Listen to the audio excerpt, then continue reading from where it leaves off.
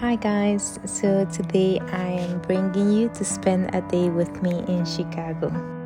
So in the days that I have uni, I have to wake up super early to get ready and take the train. It was a pretty cold morning because it's still not getting warm in Chicago. I was one of the first people to get there.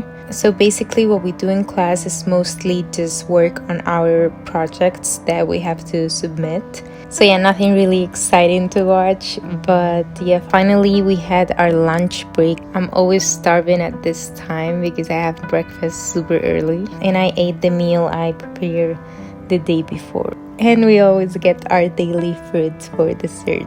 After the break, we'll go back to class for a few more hours and then finally we're done with it. And my friend Daniela and I, we were craving something sweet, so we went to a coffee shop and we got some sweet treats. She's been such a huge discovery here in Chicago because I recently moved to the city. I'm from Spain originally. I spent my whole life in Spain, so I'm very new. And honestly, she's such a beautiful person. And she's so creative too. She has so many creative and artistic projects. And I love spending time with her. And finally, we got to the museum. This is the Museum of the Art Institute in Chicago. It has free entrance for residents several days every week. So if you're a resident in Chicago, definitely check it out because it's so worth it. One of my favorite things when I go to a museum or an art gallery is just observing what paintings I am naturally drawn to. And it's actually such a nice exercise to get to know yourself. So today I'm gonna show you guys some of the pieces that I like the most. We're gonna analyze some of them and I'm gonna try to show you how I learned so much just from looking at artworks.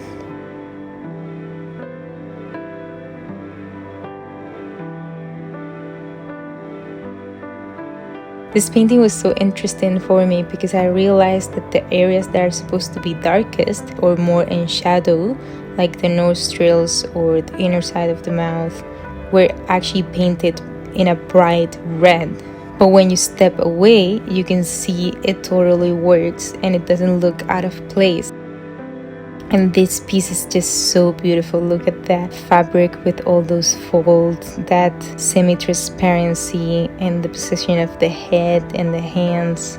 It's in like a more realistic style, and it's not what I usually do or like, but I feel like the composition, it's just beautiful.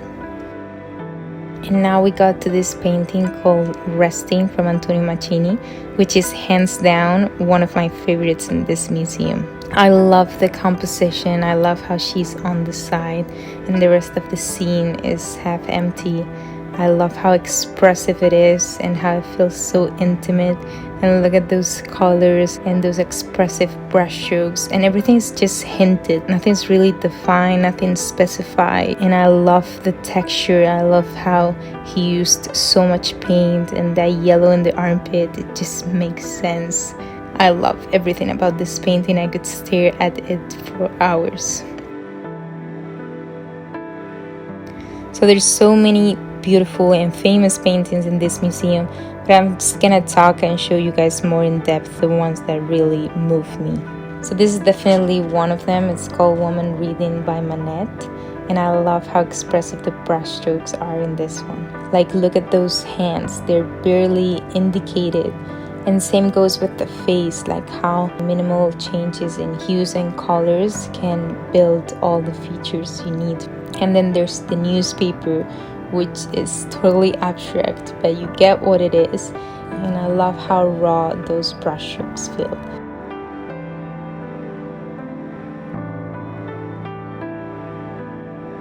This time I also noticed this painting that in all my previous visits did not catch my attention that much, but I also love like the movement of those brushstrokes, the rhythm. It's just so pleasant to watch.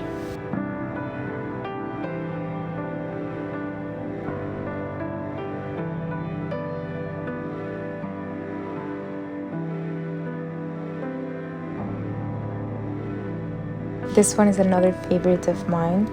It's called Shop Girls, and I love the use of color in this one, like how they include such saturated tones in the faces, specifically that orange on the nose. You wouldn't expect to find that shade as part of the features of the face, but it works because it makes the painting more alive, more vibrant. Everything again is just hinted. The brush strokes are so wide and visible, and I love when I can tell that the artist was having fun while painting it.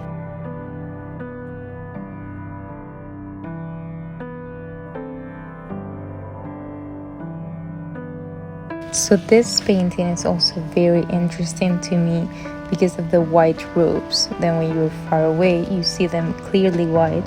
But when you go up close, you can see all these different tones: oranges, greens, blues, purples, yellow. The artist used a lot of different colors to build those robes, and you still see them white, even though there's not a single pure white brushstroke. And just how the artist played with the light and shadow is so interesting to me. I think you can learn a lot of color theory just looking at this painting. Same goes for most of the Impressionist paintings. They use all types of colors, like they mastered color theory. And this one in the windows, you expect them to use like less saturated colors, but it works.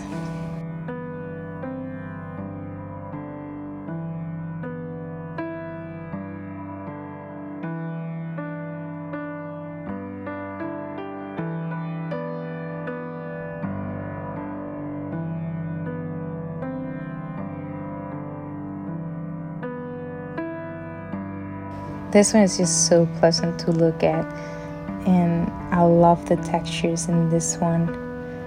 It's so beautiful. There was also a lot of paintings from Van Gogh. I specifically like the rhythm on this one, like how those brushstrokes are so visible, and the color choices with the blue shadows is a very nice painting. And of course, his famous self-portrait. I'm also trying to analyze the colors, and I can also see how he used bright saturated reds in areas that are supposed to be dark.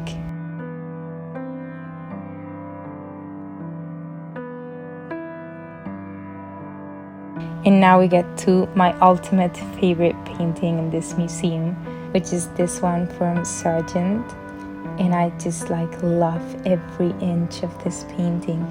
And look at that part that is half transparent, and it has very minimal details, but you can still see. It's just so genius. Look at all those colors. I love how he just included the information he wanted to include, and he left out everything that he didn't think it was important. The textures are just beautiful. And yeah, it's just such a beautiful painting. I love everything about it. I actually did a sketch of this painting and others that I've showed you before the first time that I came to the museum. So I'm gonna leave here some pictures of that so you can see.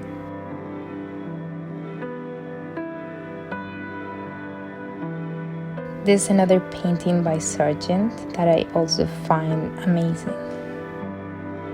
The thing that calls my attention the most in this one is this hints of bright oranges and blues that are so bold, and I feel they make the painting 10 times better. And the funny things about these brushstrokes is that he only had one chance to do them right. And he probably added those hints of orange and blue at the final stages of the painting. So you have all this risk of ruining such a beautiful painting, and you decide to make these bold decisions of adding colors that are not naturally there, but they make the painting feel more expressive and bold and creative.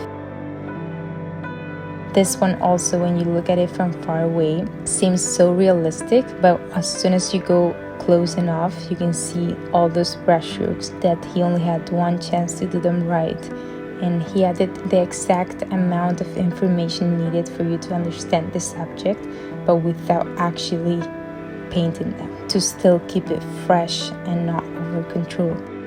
We can notice in the face he defined all the features way more than the rest of the painting, because that's the focal point of attention. So he wanted the focal point to be more defined and more realistic, and everything else to be just an impression. And my favorite part of this painting is this brushstroke, that I can see clearly what his wrist did with painting it, and it's just one single brushstroke, and the fact that he left it visible makes the painting feel so raw and so vulnerable and so transparent. I don't know how to explain it, but it's like if I'm seeing the layers in the painting, if I'm not only seeing the results, but I'm also seeing the process itself, and I'm fascinated by that. And yeah, this is the end of our visit in the museum. I decided to take some postcards as a reminder of the things I learned during this visit. If I put this on my walls, I would always be reminded to be expressive with my colors, expressive with my brush strokes, and with my atmosphere, and I just love to have that always as an inspiration in front of me. If you don't know, I'm painting a portrait every day for a year during 2025. So all the portraits I paint, I'm selling prints of them. So if any of them inspire you or represent something that you want to include in your paintings, or if you just like how they look, you can purchase them in my website, and you would also be supporting me in my art. And now it's my turn to paint and to put into practice everything that I was absorbing in my museum visit. So even though it's late at night and I'm tired and now I get home from being all day outside, I still have to sit and paint. But today I was actually really inspired. I even chose a bigger size canvas than my usual daily portraits. And yeah, I just tried to keep in mind everything that I liked from the paintings that I was drawn to in my museum visit. I tried to be expressive with the colors and with the brush strokes. I always start my paintings priming all the surface with a neutral color.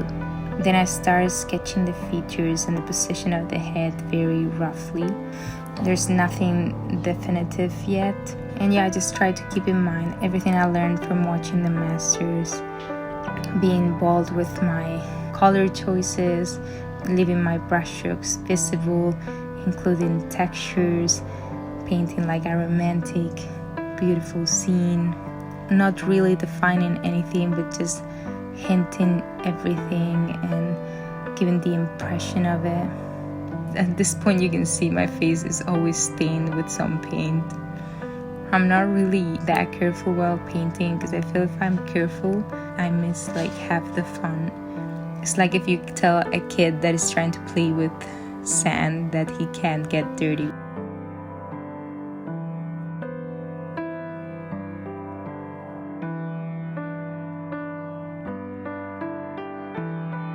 And yeah, this is how it turned out. I love how that brushstroke in the hair is visible, and I felt it turned out pretty expressive. Let me know what you think.